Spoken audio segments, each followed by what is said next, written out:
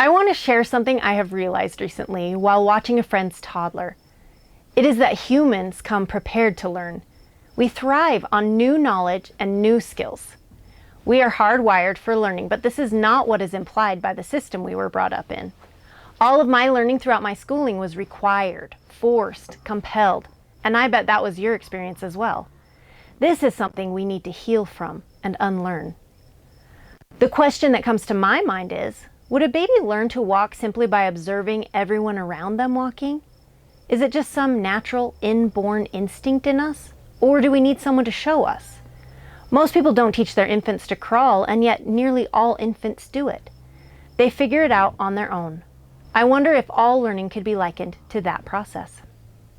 Well, when I realized that learning is our natural state, I was able to look back at our homeschool efforts and understand a few things. Children, or really all humans, benefit from a rich learning environment. What does this look like? It looks like freedom to explore and fail and then try again. It looks like books and music and experiences laced with opportunities to explore. It looks like things that breed curiosity and open a mind up to possibilities. Imagine this with me for a moment. When a baby is learning how to use a spoon, or when they are even learning how to walk, what is a parent's natural inclination? It is to encourage and to give them lots of time to try over and over. It is to help them grow and support them as they grow new muscles and new brain synapses. If they fail, we don't scold them or tell them what a failure they are. We certainly don't compare them to other children and give them a grade based on their performance. That would stifle their learning. Instead, we automatically feel excited for their new experiences, and we encourage and support them every step of the way until they've mastered the skill. Now, apply this to an older child learning how to read. How can you best create a rich learning environment for a child in that stage? I would suggest first modeling the behavior that you hope they will learn by reading aloud to them often. Do you force them to read? Do you require them to read for 15 minutes a day? Think of the baby. You would never force a baby to practice walking for an allotted time each day, so why would we do that when they're trying to learn to read? Also, I have observed that fun is a vital part of learning.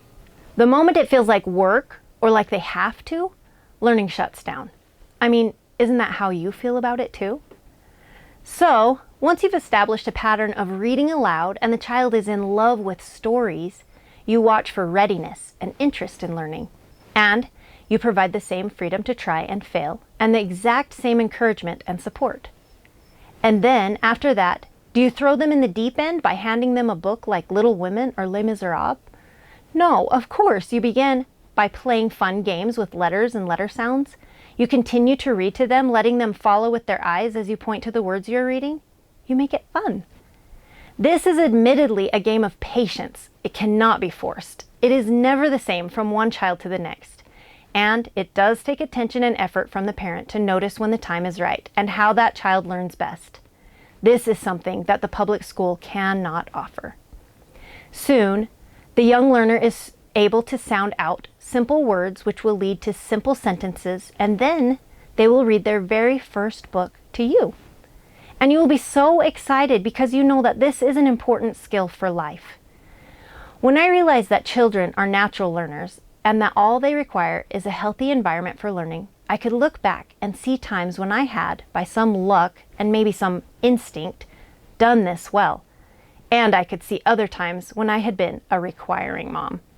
I regret the requiring times so much, and I can see how my children taught me clearly that they were born with a desire and a drive to learn and grow. I want to tell new parents that I know to just remember, for better or worse, children can't not learn. So let me sum this up by repeating some key points. Number 1, a parent's job is to create a rich, beautiful learning environment filled with wonderful things the parent hopes their child will be interested in learning. Number 2, a learning environment will always consist of freedom to try, opportunities to fail safely and try again. There will be healthy examples of the skill being modeled, and there will be, of course, encouragement, support, celebration, and the important element of fun. Number 3, trusting the process and allowing each child to learn at their best pace and in their best way is an important aspect. I believe this can be applied to any new skill a person wants to learn, young or old. And number 4, Remember, children can't not learn. We are all lifelong learners, whether we realize it or not.